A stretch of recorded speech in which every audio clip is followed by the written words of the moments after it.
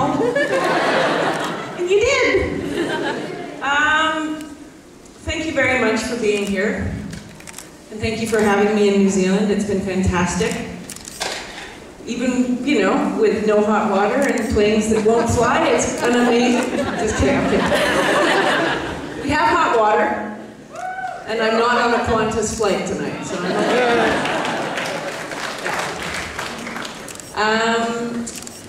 What can I tell you? I know you guys don't actually get the show Sanctuary in New Zealand, but I think some of you may have seen it on other alternate. You can buy it on DVD here. You can? Yeah. Oh, good. Okay. Good. Did anyone see last night's episode?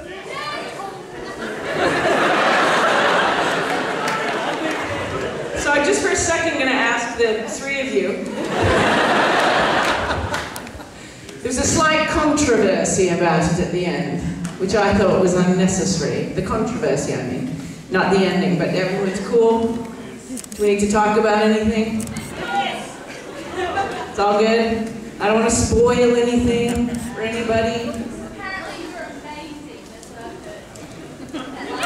No controversy then. Thank you. Oh, I have to talk quietly. Is Olivia sleeping? Okay. I'm just going to open it up for questions, and then we'll find some fun stories. We finished season 4 of Sanctuary, which just started airing. You'll get it sometime in 2025, I think. Sounds about right. Sounds about right. Thank you for your support. Yeah, does anyone have any questions? Yeah, just here. Yep. This is a question I've actually wanted to ask you for a number of years. I heard some time ago that when you have a scientific rant on the show, that you would actually research the science behind it, and I was wondering if that was true. Yes. I'll tell you what I did. I really respect you for that. It was really important to me, for the character, to understand what Sam Carter's all about and why she gets so excited by what she's talking about. And so I did a ton of research. And then what I would do before the big, long, rambling speeches of technobabble is I would break it down into layman's terms and basically explain what I was trying to say to my husband in layman terms. Say, did you get it? He goes, yeah, that makes sense. And then I would say it with all the technical jargon, and he was like, that doesn't, but you understand it, so that's cool. But, no, absolutely I did. Now, could I save the world from a black hole at this moment? Probably not. And could I actually blow up a sun? I don't think so. But yes, absolutely. I did understand what I was saying. In fact, this should have been a great moment, and forgive me those of you who have heard this story, but it was very late on in the Sanctuary series, and I got the script, I was going through it for the day, and there was something about this equation that was in my little spiel that didn't make sense to me. It's like, something about this just isn't right. So I pulled out my pen and my paper and I started writing out this intricate mathematical equation. You know, if r equals x over the power of pi, then the number of people actually killed by the... I don't know, this seems... So I wrote it out again, and then I was like, yeah, you know what? Dang, Nibbity, I'm right! So, very proudly went skipping up to Brad Wright's office, threw this piece of paper down and said, the script is wrong. And he looked at me and he was like, oh, okay. And I said, see, because of this. If r equals x over the power of pi, and then it would only be 10,000 people and not the 100,000 more. Do you understand what I'm saying? And Brad's like, so just change it. And I was like, I was hoping I would get like, wow, you're fantastic. I can't believe you know this stuff. He's like, that's okay, just change it. I'm like, so I go back to my trailer, a little dejected, I have to say. And my friend Jack Osterbeck, who does our craft service and first aid, comes into my trailer with the afternoon Amanda cup of tea, bless his heart. Plops it down and I said, Jack, sit. check this out. See in the script here where it says this, this, and this, and this? Yeah, and Jack's like, uh-huh. And I said, wrong. I said, why? Pull out my piece of paper, because if x equals r to the power of pi, and that means that number is, what is it? Huh? And Jack, bless his heart, he sits there and he goes, blink, blink, blink. I'm pretty.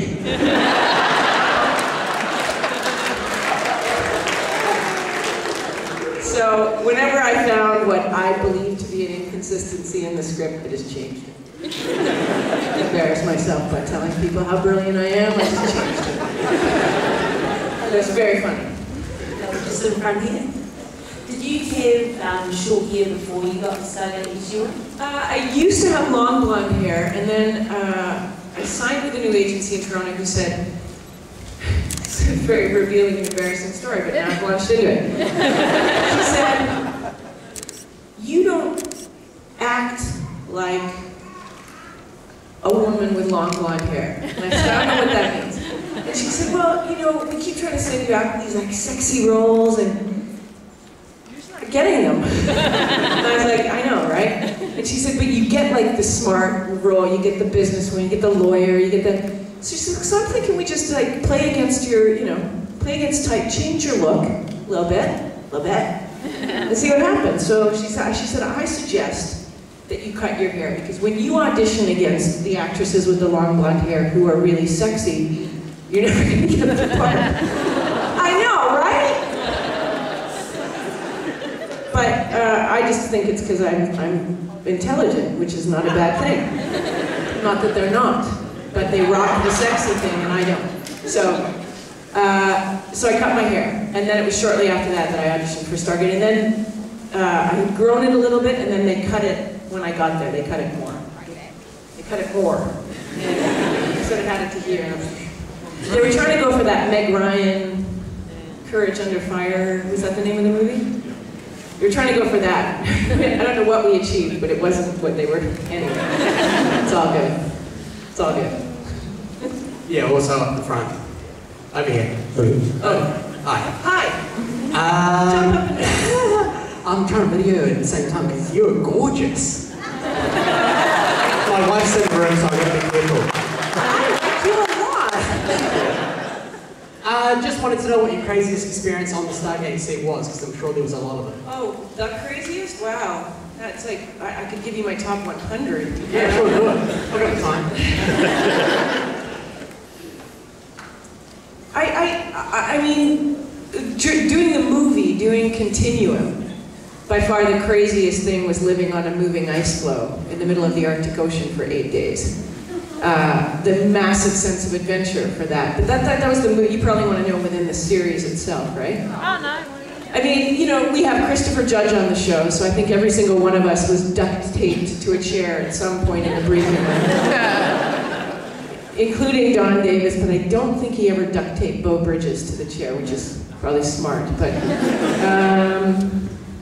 I mean, we used to have these moments, and I remember very distinctly in the pilot, Michael Shanks and I running through the woods up in the GVRD, which is the Greater Vancouver Regional District where we shot a lot of the show, with our guns running around, ducking behind, and pew, pew, pew, pew, and looking at each other, and then bursting out in this insane burst of laughter because we were like, we're getting paid to do this! This is like what I used to do with my brothers, and Michael and his brother used to do, just like... So I think this the whole concept of being able to play in that playground was kind of crazy. But I would say for the craziest was probably the shooting up in the Arctic. Yeah. No polar bears? There were polar bears spotted. This was the great thing. The year they do this APLIS, Applied Physics Laboratory Ice Station, every 2 years. So 2 years before, polar bears had entered the camp, and they basically see humans as upright seals. We're just a meal. There's no emotion to it. So when we were there, a polar bear had been spotted 14 miles outside of camp, and that's close enough for them to be able to smell us. So we were shooting this scene, and at either end of this long sort of patch of ice that we were on, they had people hiding behind the ice floes with guns. and flare guns. You're not allowed to kill a polar bear, but you can scare them, and then if they keep charging, then you pull out the other gun and you kill them. But you have to give them the warning shot first, which is great. And the wind was howling. So the safety guy comes up with a gun on his hip, and he says, okay, so if the polar bear comes from down here, that means they've smelled us, they're curious, they're gonna come check us out. All right? If the polar bear comes from down here, they wouldn't have smelled us, they're gonna be surprised, might be a little spooked. So, you know, inevitably the hands go up and it's like, so, what should we do? And he goes, oh, either way, just run.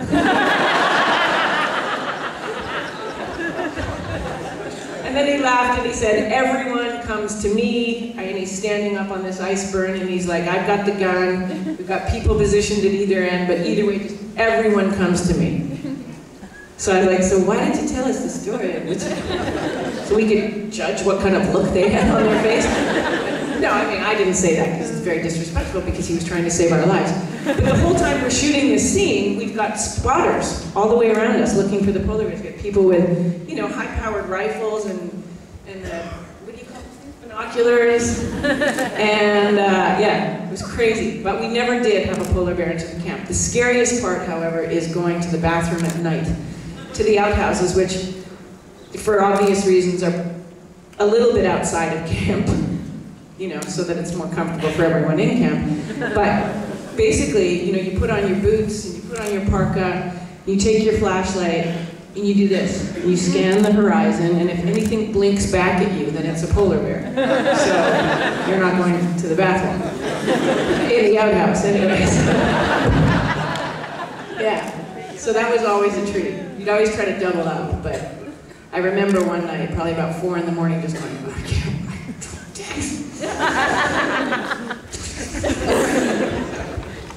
Glad I could share that with you.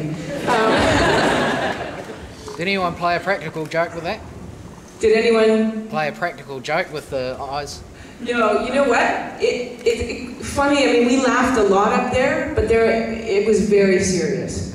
The whole thing with the Navy being up there and the scientists being up there, you could joke around within a certain parameter, but you weren't allowed to leave camp without a guide and a gun. You had to radio whenever you went from one hut to the other, radio that you made it to your destination. It was like -58. Wow. And our biggest problems, our biggest concern was, well, getting eaten by a polar bear, that's a pretty big one, falling through the ice because the ice was moving, so there was patches where it was quite thin, and freezing to death. So it was basically survival. And inside the mess hall, we joked around a lot. But as soon as you went outside, it was, you're on a mission to get to your hut. When you get there, I have arrived at my hut. I will not be leaving for the rest of the evening. Yeah, pretty serious. As executive producer on Sanctuary, Yeah. What's it like with that much power? Is it great or is it just...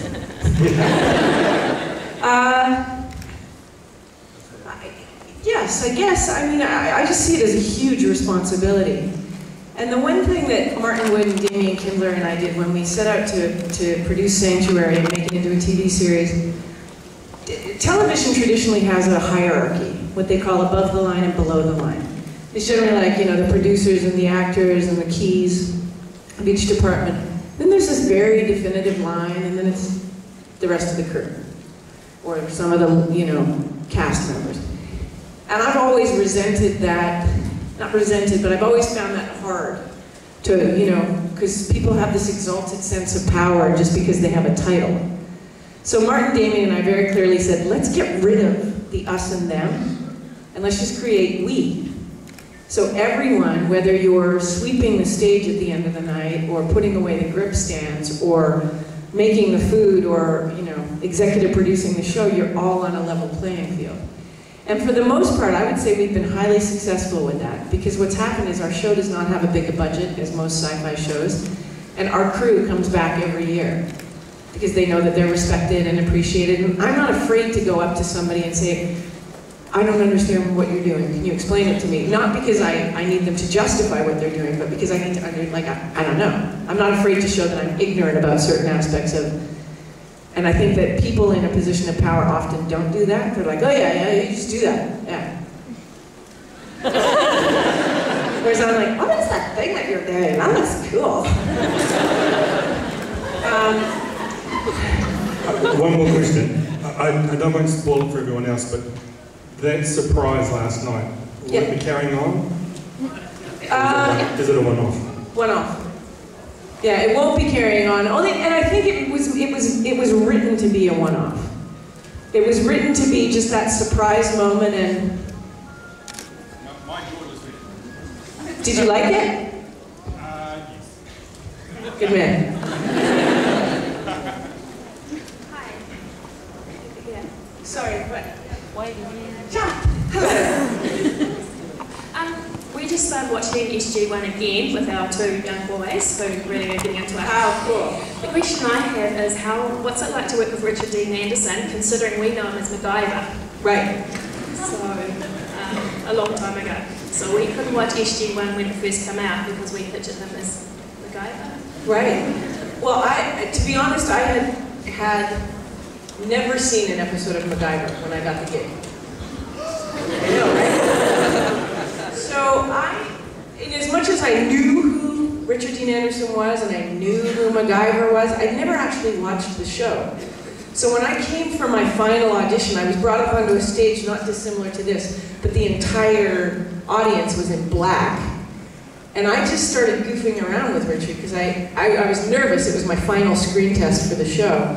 But also he just kind of had this, he has this kind of snarky, fun energy about him. And I picked up on it and went, okay, I think he'll be fun to play with. So we joked around right from the start. And in fact, I think that's what got me the part, ultimately, was Brad Wright and Jonathan Glasner came out and said, you know that thing you're doing with Rick in between setups? Keep doing that, because it's fun to watch you guys. And then they did this thing in the audition where they made us stand beside each other to see what we looked like. You know, and so Richard put his arm around me and I was like, and I don't know what possessed me, but into this blackness where there's all this Showtime executives, all the MGM executives, and I'm like, so is this like the swimsuit part of the competition? And Rick gave me a little squeeze. He went, great job, sweetheart, see you later. And then I had to wait to find out whether I got the part. But so then when I walked onto set the first day, it was like, he's the executive producer, he's #1 on the call sheet, he's a TV star. Any number of things could go wrong with this scenario, but he was utterly charming. And he took Michael and Christopher and I under his wing too.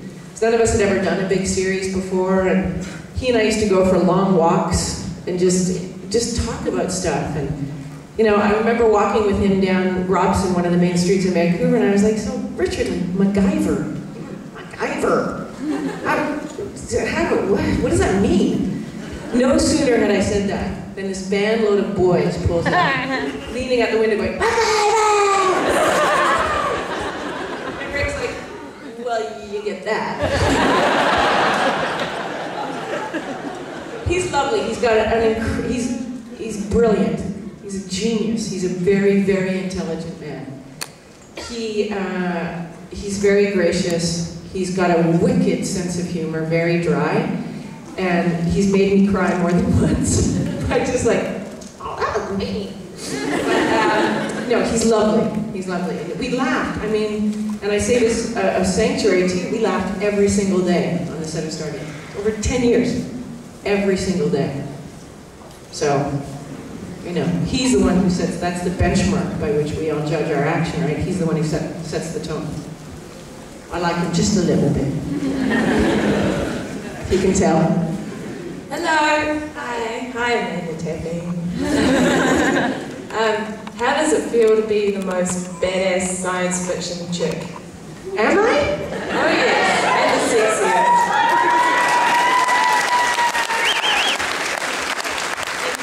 To be the only chick working in a team with 3 other guys traveling world to world. Yeah.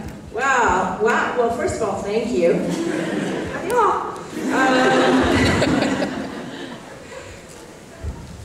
the initial thing with SG1 was convincing the writers that they had to stop red flagging the fact that I was a woman. That, you know, that whole my internal organs are on the inside. Right? Now, that line was in the pilot. And our contract specifically stated that we could be fired after the pilot. Like, we'd either, you got the pilot, and then you carry on, or they had the option of jettisoning you after the pilot. So of course we're all on our absolute best behavior during the pilot, because nobody wants to get fired. And so I get to this line and I'm like, really? Really? On the day, and I looked at Richard and I was like, really? And he said, just go with it, babe. Just go. You can make it work. You can make it work. I'm just as good as you are. Then after that, once I found out that they weren't going to fire me and that I was now officially a character on the show, Michael, Chris, and I were like, okay, now what bugs us about it? So I went up to the writers and I said, please, can you write as if you're writing for a man, where you don't put any of the female references that you keep putting in. And I, simply by the fact that I'm a woman, will hopefully bring an inherent femininity to it. But don't, just write her as a brilliant human being. And yes, the soldier, like I physically I can do this, and intellectually I can do it, so don't write the girly moments. I mean, they wrote some in for fun, but for the most part they dropped off of that. So I didn't feel like I had to keep pushing the female agenda. I was hoping that it would just become an organic part of the team and that eventually she would just be accepted for who she was as a human being, which happened. But I grew up being the only girl on a team of 3 boys, and some of you may have heard this before. I grew up with 3 brothers. So here's a bunch of weird things. When I was born, my father wanted me to be called Samantha, and my mom wanted Amanda. And so for my entire life, my father has called me Sam. Right? Gets better. I work on a show with Richard, Christopher, and Michael. My brothers' names are Richard, Christopher, and Stephen, and I have a stepbrother named Michael. So, I just think the universe said, this is for you. You have to get this part. So I kind of know how to handle the boys. There were times when I was like, oh, my brothers never did that. But for the most part, they're lovely people, so we found a really nice simpatico. But I think that there was some weird, universal, tinky woo-woo mojo wow-wow that, like, Amanda tapping, Sam, you're gonna get the part, and you're gonna work with these guys. None of my brothers had a symbiote that... No, they didn't.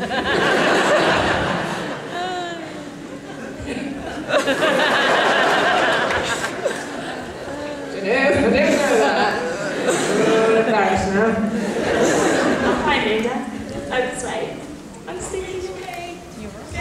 I'm standing up already. Sorry, you have to forgive us. We've only seen up to season 2 of Sanctuary because it takes so long to get here. It's only just come out on DVD. It's terrible. What we want to know is there going to be the other SG1 stars coming up on Sanctuary? Also, sorry, delving in. Really love the character of actually your daughter and the whole sort of her father thing. Will she be coming back, like reincarnation somehow? Okay. Good questions. Thanks. So you're up to season 2. We've just seen. So you've seen Michael. Yeah. Already. Tom Macbeth, who plays Mayborn on SG1, comes back for a couple of episodes, and I got to direct him, which was really fun. Kevin Smith, oh, you've already seen him.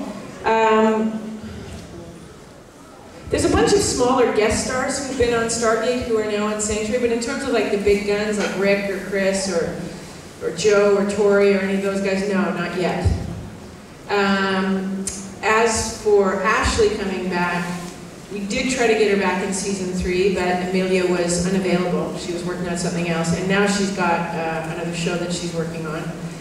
If we come back for season 5, I'd really love to find a way to bring her back for something. But we've tried 2 years in a row now, but I'm determined. I'm just going to call her directly to get back. I think there's a way we can do it, but the problem is we didn't want to bring Ashley back just to please a section of fandom that was pissed off that she left. Do you know what I mean? Like, that's the wrong way to creatively make a show. It would have been like putting a square peg into a round hole. It would have been disingenuous. It would have compromised the show, I think the character, and even the actress. And it would have been for all the wrong reasons. I think that if we were to bring Ashley back, it has to be in a really dynamic and organic and cool way that's respectful of Amelia and respectful of the character and respectful of the show.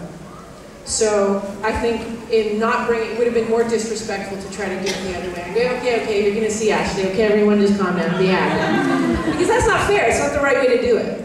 And again, I say very emphatically, it's disrespectful to the character and to the actress to try to just go, okay, come on, just smile and watch, you know. Everyone will be happy. So I think we need to find a really dynamic and organic way to do that. And we did, and then Amelia, bless her heart, wasn't available. So I say never. Just like Justin Bieber does. I don't even know. I know very little about Justin Bieber. Does anyone? Stop it! Is that? Nobody's saying. Nobody's saying. Gotcha. Okay. Hello? Hello. Here. Hi. Hello. Did you find it sort of hard to play the episode when Teal'c and Jack got caught in the time loop? Oh, that was good. Oh, yeah. Groundhog Parts Day. of that episode I'd rather enjoy.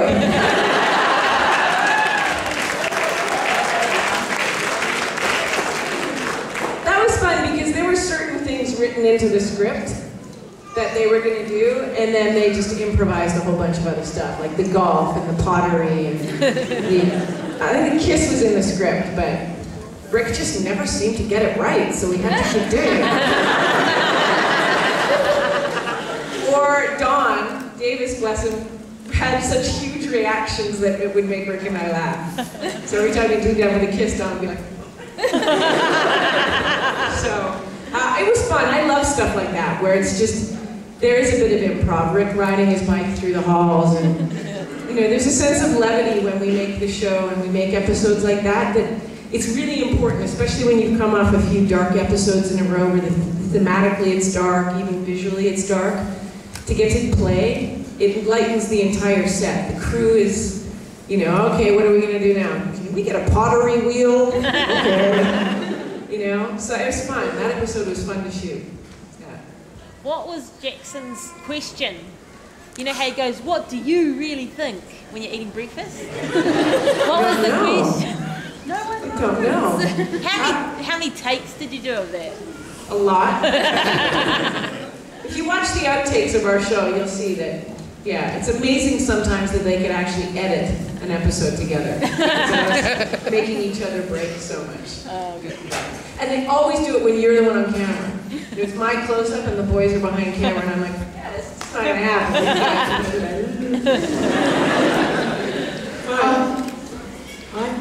Hi. To the right. To the right, to the right, to the right, to the right. Hello. Hi, you're pretty.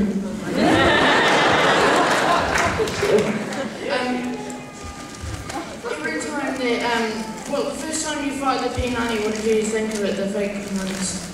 Oh, yeah, okay, so great question. Because we were using MP5s for a while on the show, and the way that the shells eject is they eject out this way. So you're firing. So you're firing. And the shells are going out like this. So we had to, you know, stagger ourselves. You couldn't stand beside someone. And there we were a bit unwieldy. You throw them on your back, but they, you know, they run and running with them. It wasn't as cool. And then they got us these P90s. And A, they're incredibly easy to reload, but also the shells eject down. So it's a very powerful gun. And we, of course, do practice. Like, we get out on the range and we practice. So here I am, hey, the shells aren't ejecting out, all of us, right?